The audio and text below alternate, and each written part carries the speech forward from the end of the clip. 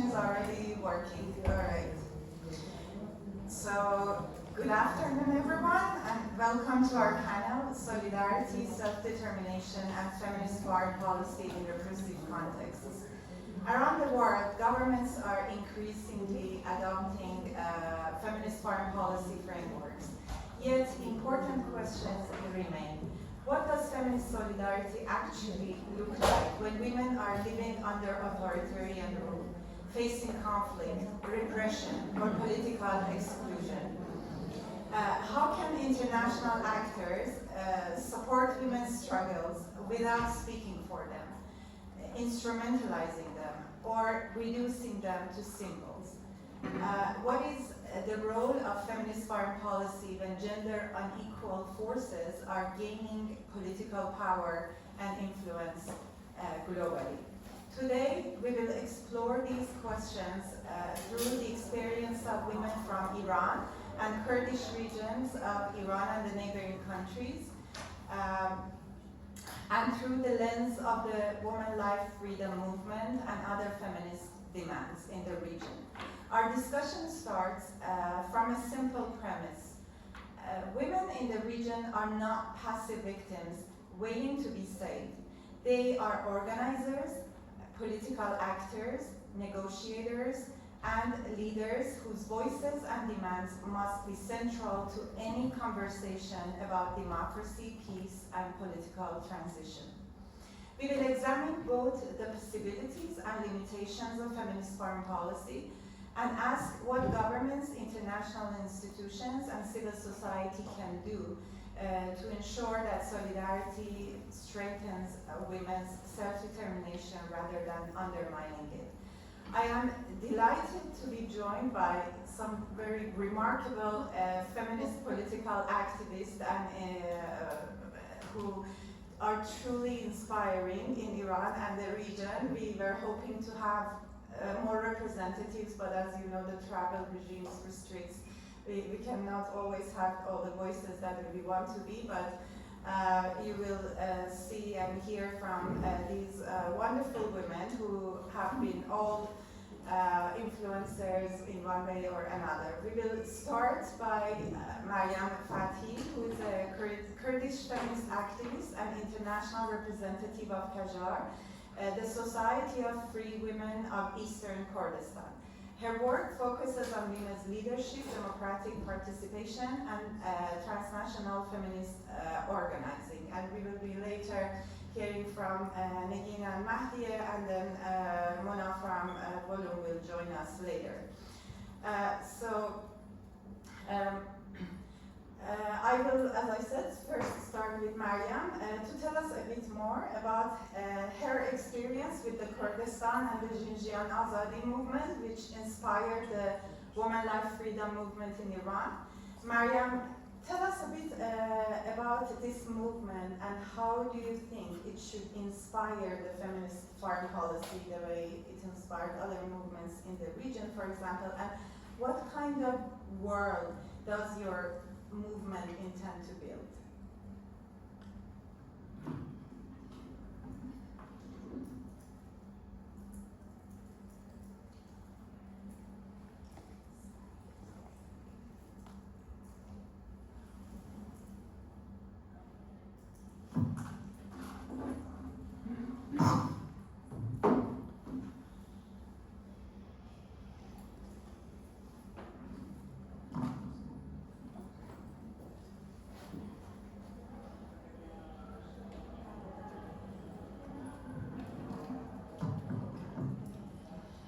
Hola, muy buenas tardes a todas, todos y todes. Yo voy a hablar en español, intento hablar lo mejor posible. Empiezo con una frase de Audre Lorde cuando dice que no soy libre mientras otras mujeres no sean libres, incluso si sus lazos son muy diferentes a los míos. Es una frase que el movimiento de mujeres en Kurdistán lo hemos cogido con mucho cariño y lo hemos puesto como uno de nuestros principios de la lucha, porque llega al corazón de lo que quiero compartir hoy con ustedes en esta sala, que la lucha de las mujeres en Kurdistán y Irán no es una lucha lejana, ni es periférica, ni ajena a nosotras. Es una lucha que define el horizonte de lo que es posible para todas las sociedades que aspiran a una democracia real.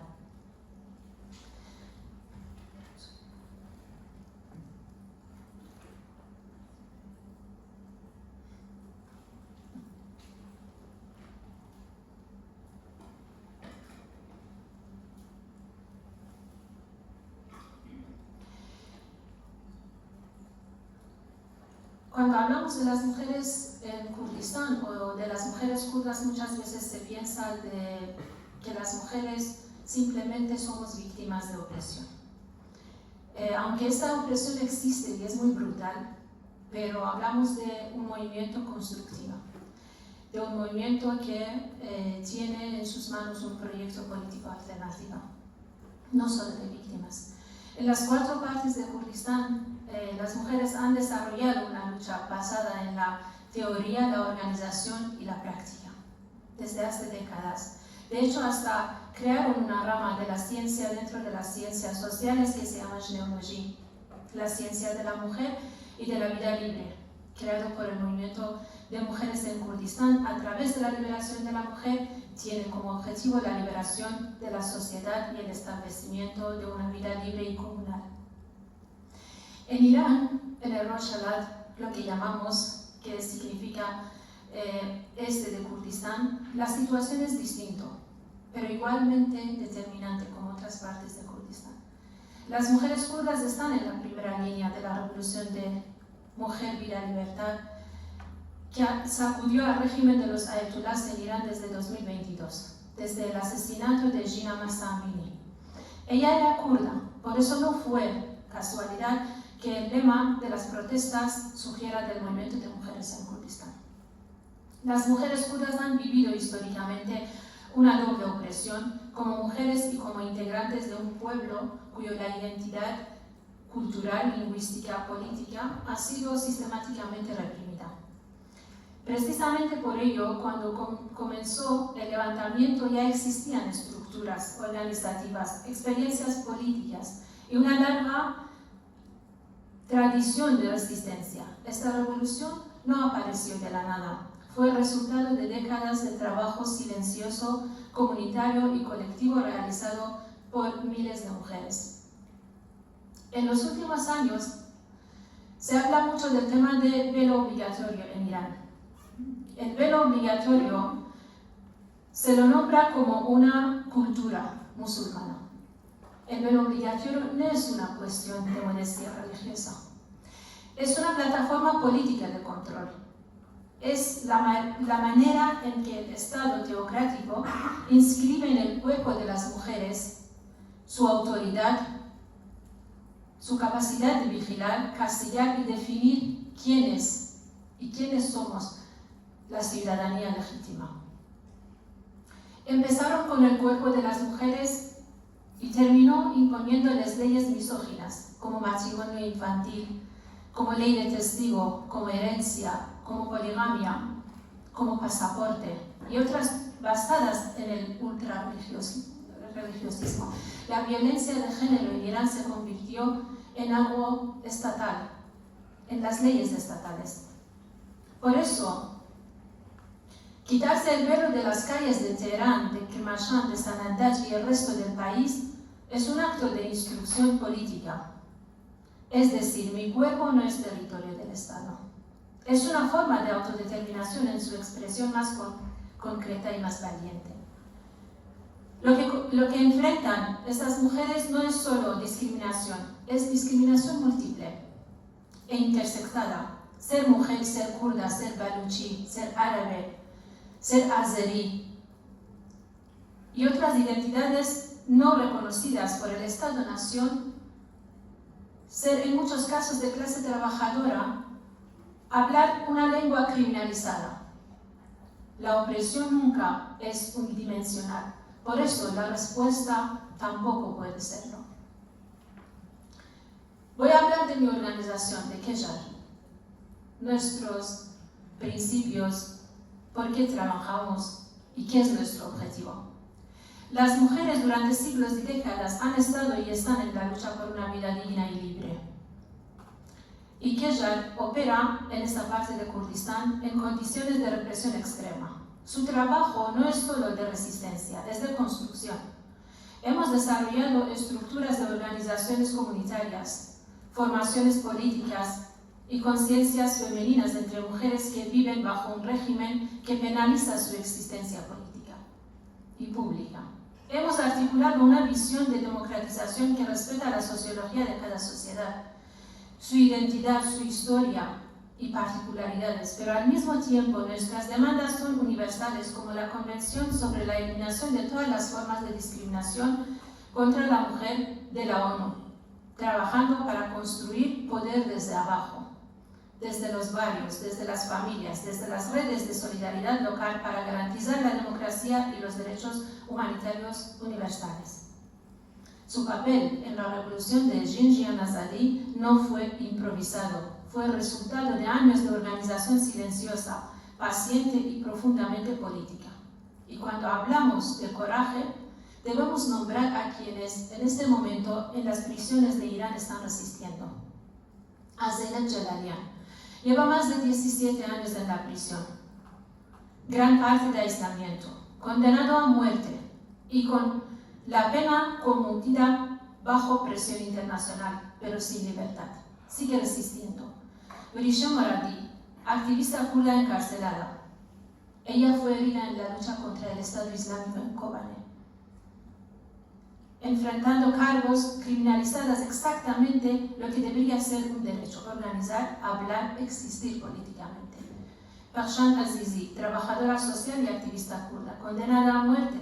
Su caso es uno de los más urgentes, porque en estos momentos la República Islámica de Irán está ejecutando a las personas diariamente. Ellas no solo son símbolos, son la demostración de que la resistencia continúa incluso cuando el Estado cierra el cuerpo. Sus nombres nos recuerdan que la lucha por la libertad en Irán no es una discusión abstracta, tiene rostros concretos y consecuencias muy reales. Es precisamente aquí donde quiero conectar esta experiencia con el tema de esta sesión, la política exterior feminista.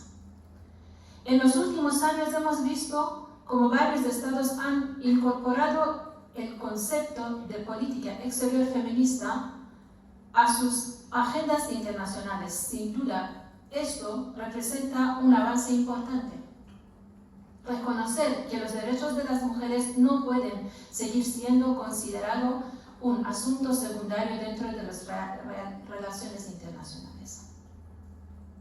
Sin embargo, también debemos preguntar hasta qué punto existe coherencia entre los discursos y la práctica. Porque si realmente creemos en una política exterior feminista, debemos ser capaces de señalar una contradicción evidente. No podemos defender los derechos de las mujeres en los foros internacionales mientras mantenemos relaciones normales con gobiernos que encarcelan, torturan o ejecutan a mujeres por ser activistas políticas. Defender el derecho de la mujer a organizarse en todos los niveles es un pilar fundamental de la democracia. Durante los últimos años, sobre todo después del asesinato de Gina Amini y el levantamiento de Mujer, Vida, Libertad, el discurso de liberar a las mujeres ha justificado distintos tipos de intervenciones políticas, incluso militares, sanciones económicas y narrativas imperiales, ignorando completamente cómo afectan la vida de las mujeres. Nuestros derechos y el feminismo no puede ser una coartada.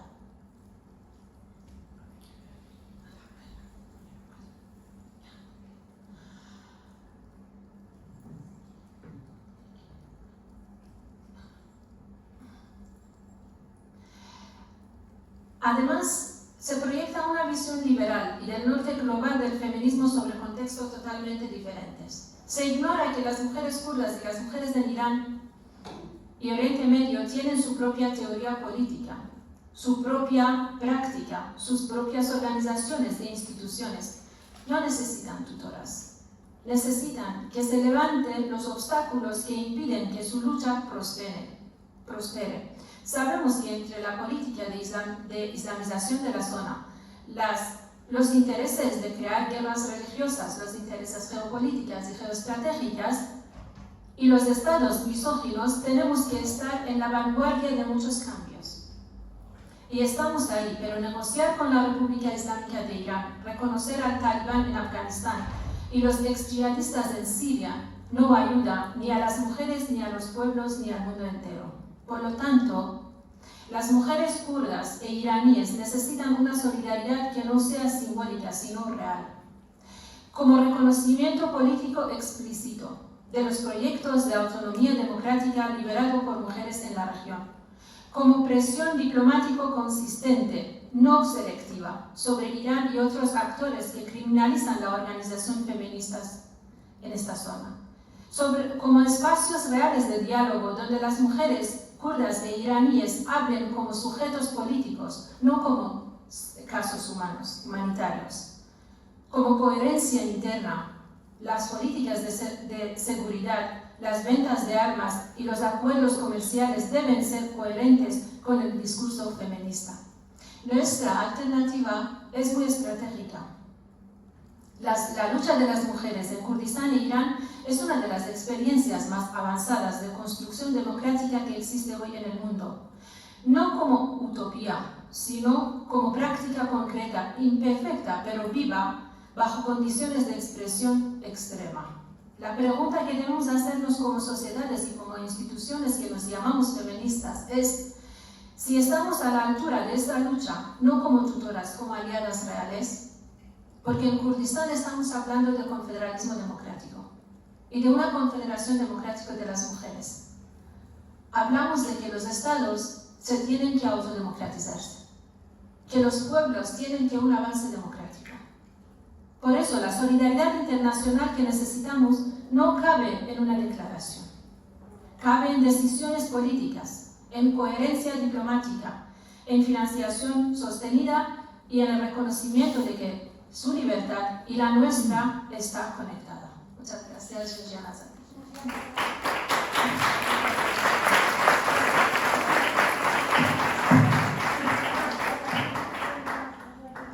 Thank you so much, Mariam, for sharing your experience and the insight about women in the region, which, as she beautifully put it, they are the political theorists themselves, and they don't need others to be their tutors, but for the obstacles to be removed.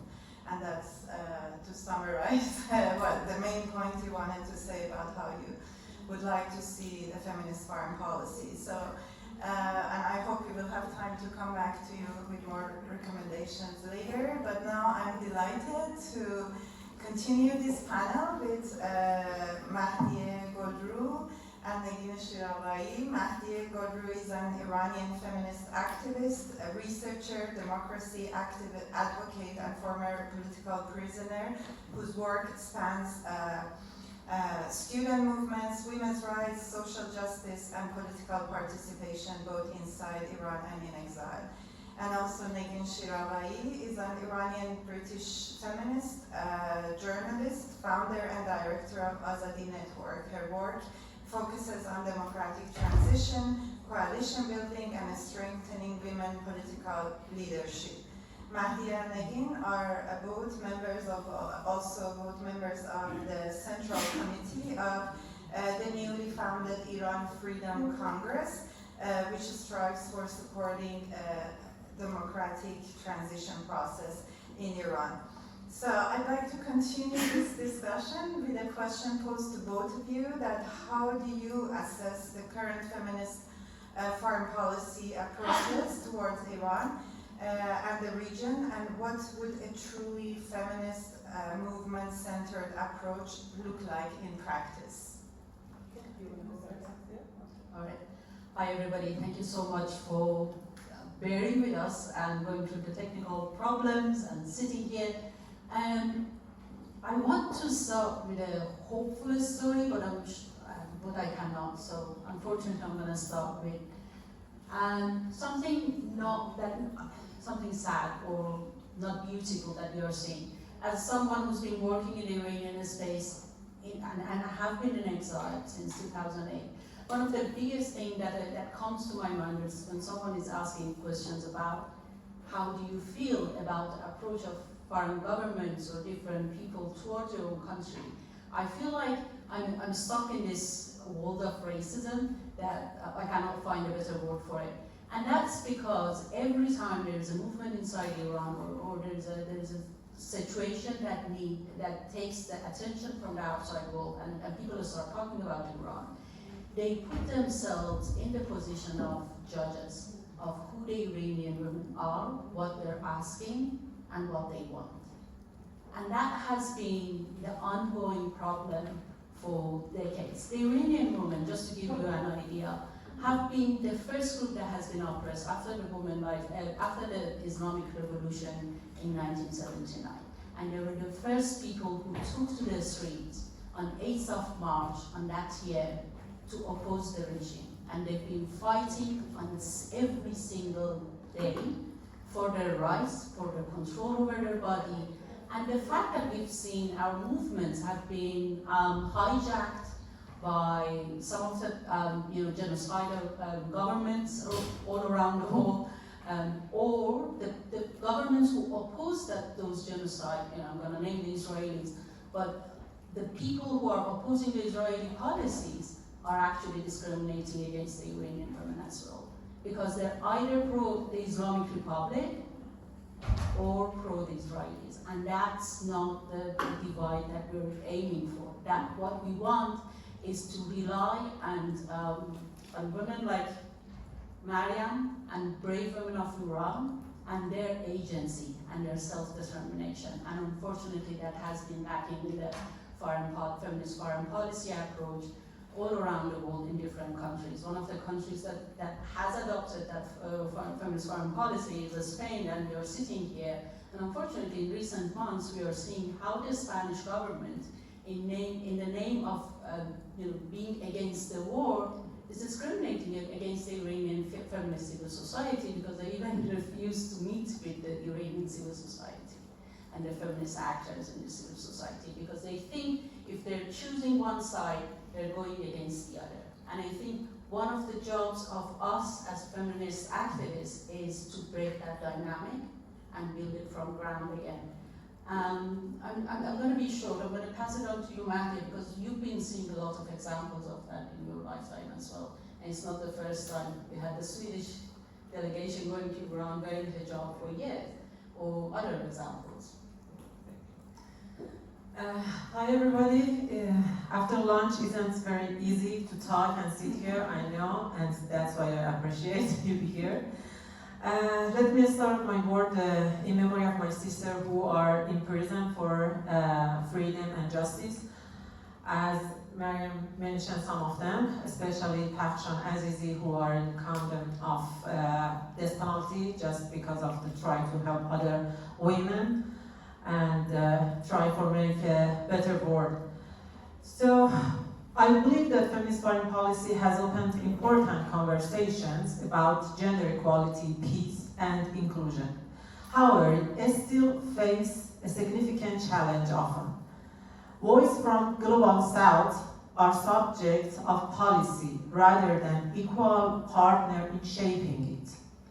During the colonial era, Western power often claimed they understood freedom and equality better than others, and they prescribed solutions on behalf of others. In some way, echoes of that attitude still exist today. When I speak out against mandatory hijab in Iran, some white feminists say me that it's a matter of culture, it's a matter of tradition. Aren't human rights and gender equality universal? It's a question. Me as a woman who was born in very fundamentally Muslim family, who had to wear hijab from 6 years old, do you think I can explain about the mandatory hijab? Or women who born and live in a freedom country. So respect for diversity should not mean accepting practice that violates women's rights. We should not excuse fundamentalism, whether religion or political, in the name of cultural sensitiveness. When either religious authoritarian government or far-right movement tell women what they must wear, whether they should become mother, or how they should live their lives, feminists must change those forms of control. I also believe that many dominant feminist perspectives in the global north have not fully listened to lived experience of women from countries such as Iran or Afghanistan. Practice like, as mentioned, mandatory hijab, child marriage, and any anti-women law are not simple cultural differences. They are human rights issues. Feminists should not speak for women in the global south. It should listen to them, recognize their agency, and stand beside them. Feminist resistance is always shaped by context. 2 centuries ago, in Europe countries, wearing trousers was an act against patriarchy because women had to wear a skirt. But now in Iran, wearing a skirt is forbidden in a street. So this is one kind of resilience in Iran. So the form of feminist resistance differ, but a struggle for freedom and dignity is universal. Thank you.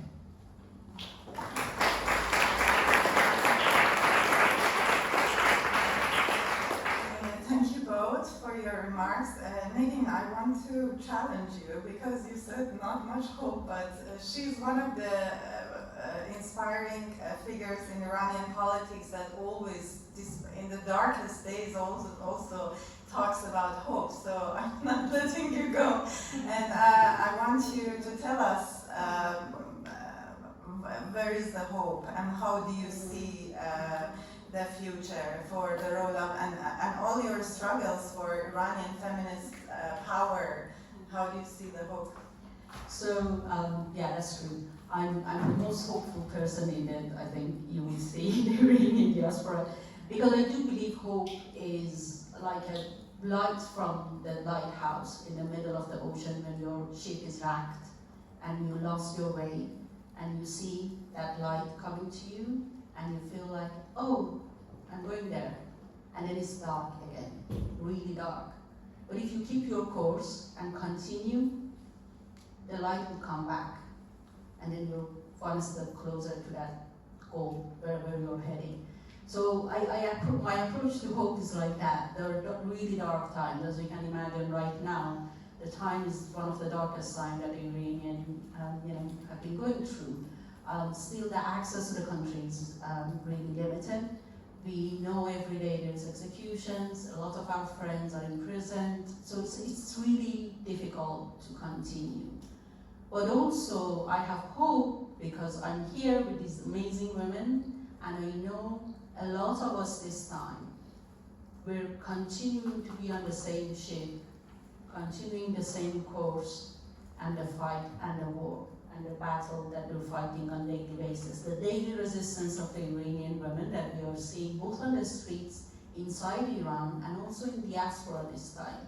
I think that makes me hopeful. The hope is that, there are different, and we've been really, at other network, we've been organizing different groups of feminists and talking about political power. That's something that we haven't talked about for a long time. For us, political, and there's a struggle even in understanding that.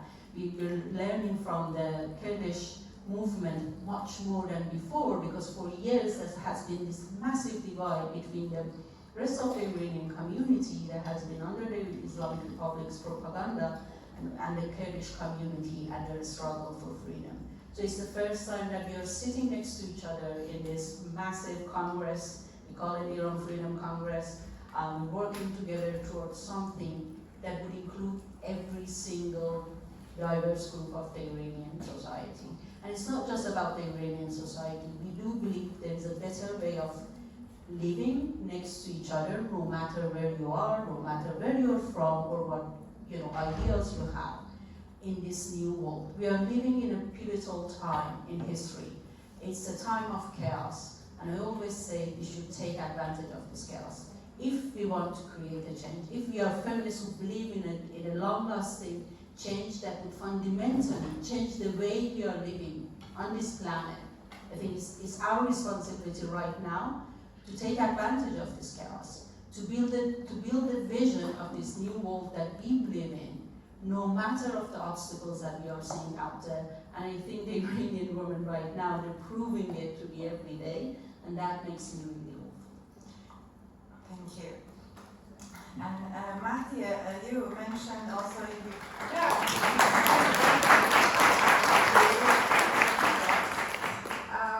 so Nagin talked about the Iran Freedom Congress, and I wanted also to hear from you more about it. Tell us about the role of Iranian feminists in the diaspora, and if you feel comfortable to connect it to your experience with the Iran Freedom Congress, which maybe you can explain about also the role women are playing there. Yes, I will try to explain more about it.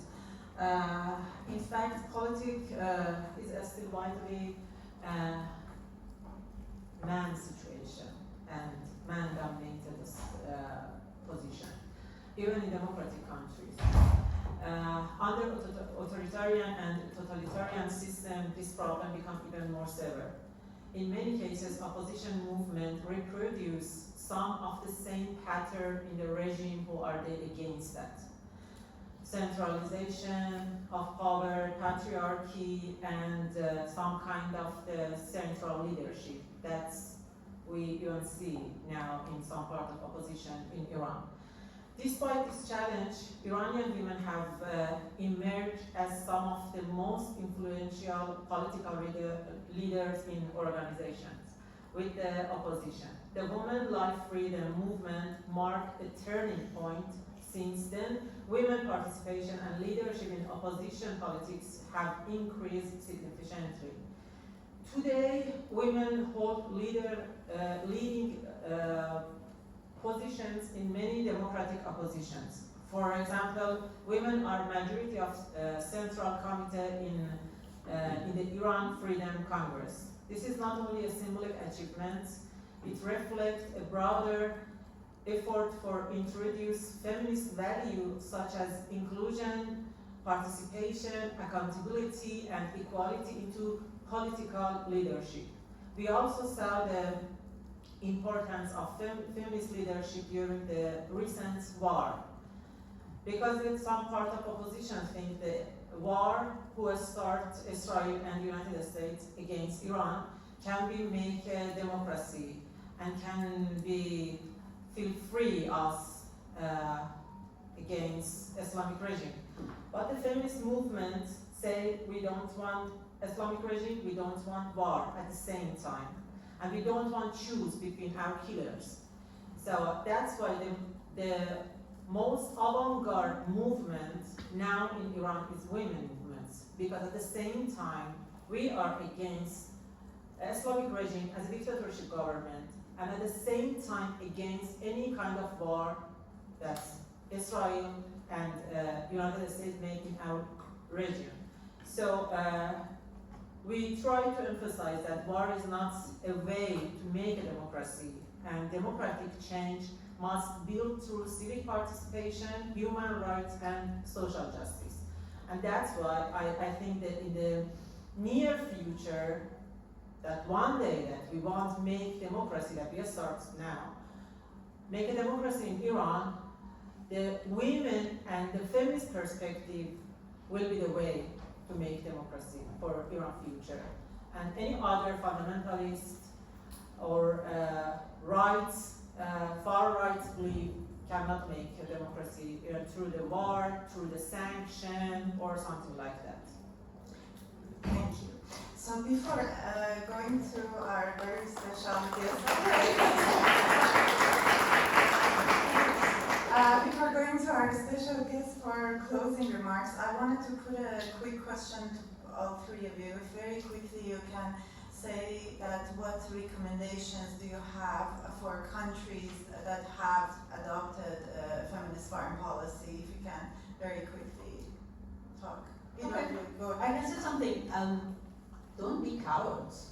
Seriously, we're tired of you just taking the position of cowards who believe in, you have a vision in your mind, and that vision is still patriarchal, but you're bringing us this branding of feminist foreign policy and saying, oh, and you're bringing it because of the women's pressure, because of the feminist pressure. I understand that, but you're not adopting it fully. You're trying to say to the feminist part of your society that you adopted it and you're pushing it forward, but then at the same time you're afraid of these other governments, that patriarchal system that exists in our international relations. You're not pushing it far enough and you're not breaking that system.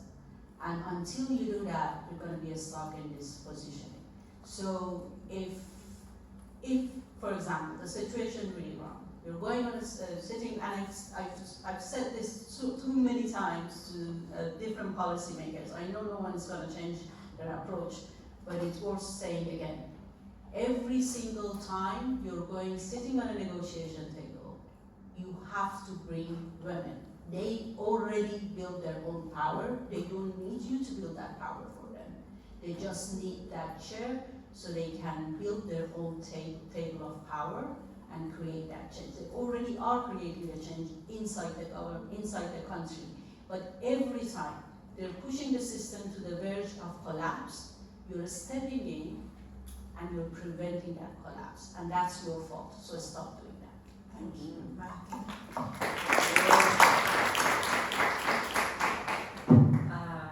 So I believe women political participation is directly connected to democracy and freedom. So in Iran there's some contradiction. Although in Afghanistan, based on the Sharia law, women cannot go to a school. And the other side in Iran, women can just go to university and continue their education. That's why the high educated women in Iran, I think in the gender gap index, it's something like EU country. Most of the women in Iran are educated, especially in some big city. But just 3% of women have political participation in the Iran parliament, Islamic parliament. Or economic participation is just 14%. So that's why I believe that one day that the government became a government, democratic government, the women can make future for Iran because they can feel free and can make something that will be better for Iran. So for decades, women have been at the struggle for civil rights, social justice, and democratic change. My vision for the future is simple. There can be no sustainable democracy without women equal participation. And there can be no lasting peace without women be on the negotiation table. I'm sure you see the big table in China full of men, and it's the real picture of the world. Everywhere is a war and big table without even one woman, and that's why the board is in this condition. So I think we should, as Negin mentioned, we should be severe on that and say any table for negotiation without women cannot be democratic, cannot be respect to freedom, respect to justice. So the future of feminism is not about speaking for women, it's about ensuring that every woman, regardless of where she lives, has the power to speak for herself. Thank you. Thank you. Bueno, voy a ser muy breve. Voy a tener una visión más internacionalista en el nivel de esta región donde encontramos nosotras. Hay una guerra, hay un cambio, hay un nuevo diseño en esta zona. Es de tal importancia como el momento que se fundó la República de Turquía. Este momento en Irán, en Turquía, en Siria, es de tal importancia cuando pusieron los Estados-naciones en esta región.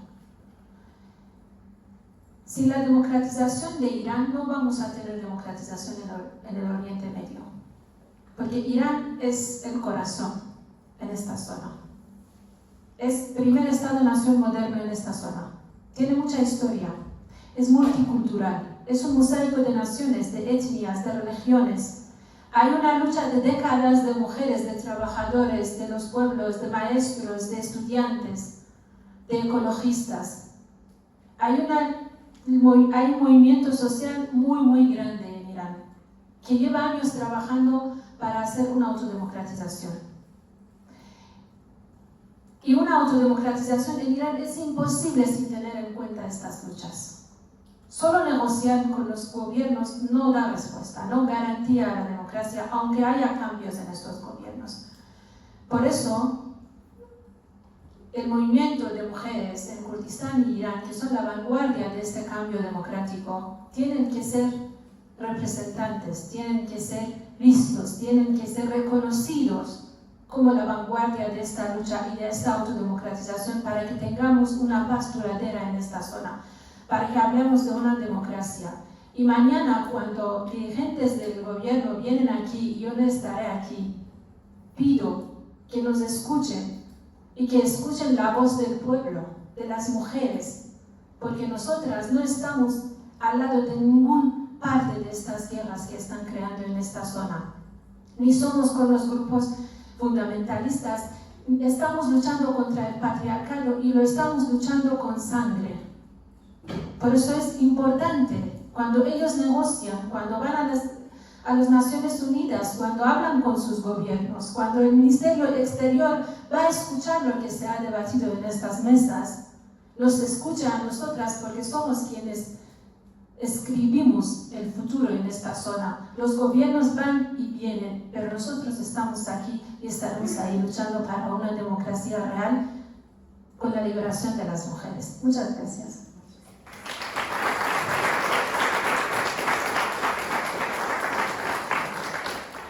Okay, with this note, I'd like to invite Mona Tajali to join us. She was in another panel, but we couldn't go without her.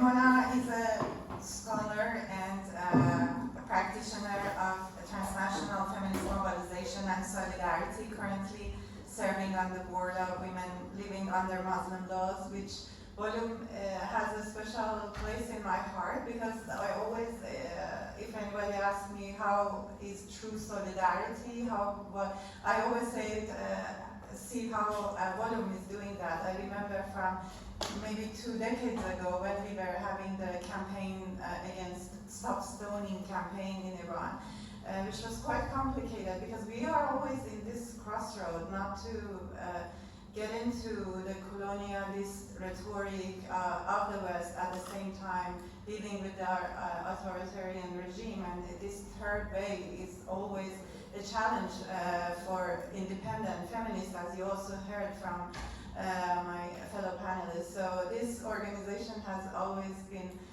one of the few that had shown true solidarity. So Mona, thank you so much for agreeing to come here. Of course, Volume co-funded this panel for us as well and made it possible. So I want to put the last words to you, that you also say that how can feminist movements and feminist foreign policy frameworks resist the tendency to sacrifice human rights and gender justice for geopolitical interests, and also the question of hope as well. I want to see from your perspective what gives feminist activists in the region hope despite repression, war, and shrinking civics.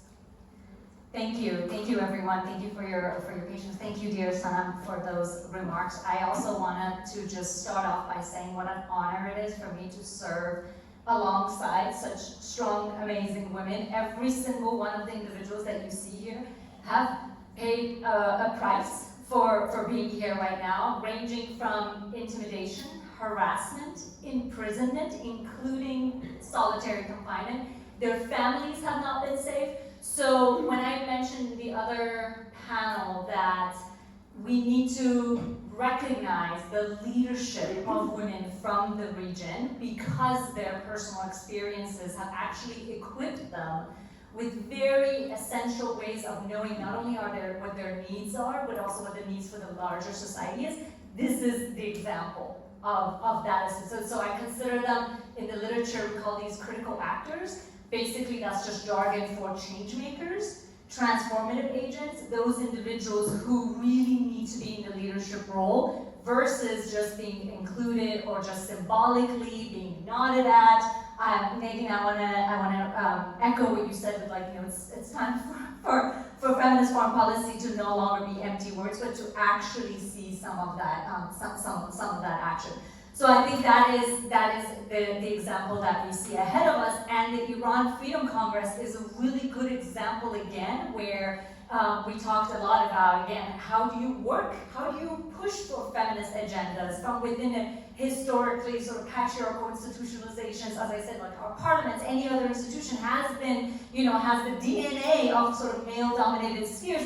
That's yet again another opportunity that you have at moments of transition where things are being rewritten, redrafted, redesigned. Can we use that feminist imagination to actually create something that's radically different, that's actually pluralist, that's actually inclusive, that actually centers the voices of the historically marginalized? Because again, the ethnic minorities, the other groups that have been subject to such systemic forms of discrimination and marginalization, intentional marginalization, actually have a much better understanding of what the society needs, that whatever they push forward will then translate to other more majority populations as well. So I think it's recognizing all of that. So I was tasked with sort of summing up some of what we've already heard, and then hopefully end with a hopeful note, because we are living in very, very dark moments. I love Megan's analogy of a lot of this. So one of the things that happens with feminist foreign policy is oftentimes interests, such as the interest of political stability, is pitted against the feminist demands, and I think this is really the time for us to push to say, if you don't have women being in the leadership role, in the powerful roles of actually setting the agendas for the region, you will just be reinventing the wheel of just conflicts, just presenting themselves. So that will never, deliver that radical change that many of us want. So I really want us to sort of call these duplicity that we're often told, that in fact none of this needs to be pitted against each other. Our region, the region that we're talking about, is literally burning up because of this systemic intentional marginalization of the more feminist voices. So I am also very hopeful, and Women Living Under Muslim Laws just celebrated its 40th year anniversary, so this year technically is our 41st year, and one of the terms that we use is transnational feminist solidarity, and unfortunately, I have to say that even the word solidarity has become somewhat empty, where you look at the devastations that are happening in other parts of the region, and we're like, oh, I feel for you, this is so sad, women of Afghanistan, now it's, year 5, year 4, year 5 of, the Taliban 2.0 coming, and yet again. So that's another thing that I think we need to be really critical of what we mean by solidarity. That yes, you have person to person, you have advocate to advocate solidarity, sometimes even just being informed of what's happening, the plight of individuals in other contexts, even that is really important. But when it comes to governments, when it comes to individuals who are actual decision makers, when it comes to governments that have feminist foreign policy as part of their agenda, this is where that solidarity needs to look very, very differently. And so I like to talk about solidarity with teeth, right? Where you actually take some risks in order to sort of illustrate or demonstrate that solidarity. What does that mean? That means you actually take some risks to say, I'm not going to do this trade deal, or I'm not going to have this access because of the fact that I need to listen to the women of the region who are really demanding this particular change from us. So this is where we need to recognize that solidarity without cost, particularly when it comes to governments, is not solidarity.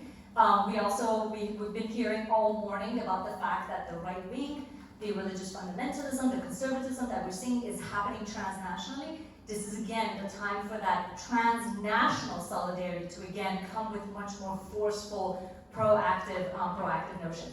My hopeful note would be that yes, we are in a place where we are seeing those very concrete strategies.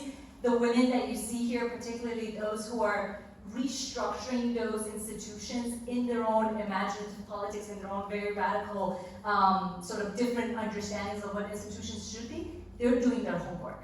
They're really preparing for that transitional moment. At no point in history should we at all doubt a lot of this. What they need is just that recognition, is that legitimacy, and that solidarity with you. Thank you.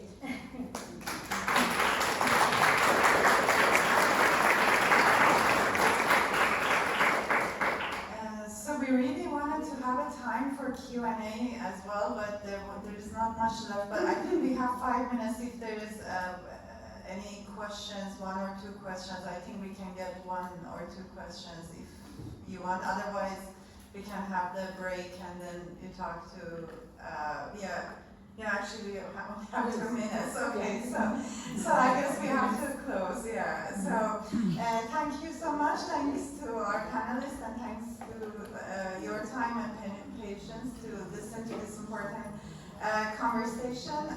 If there is one message to take away from today is that the meaningful solidarity begins by listening to women on the ground, respecting their agency and self-determination, and ensuring that their voices are not an afterthought, but a central part of every policy, negotiation, and political process that affects their future. As we continue discussion on feminist foreign policy, let us remember that supporting women's rights is not separate from the pursuit of peace, democracy, and security is essential to achieving them. Thank you so much.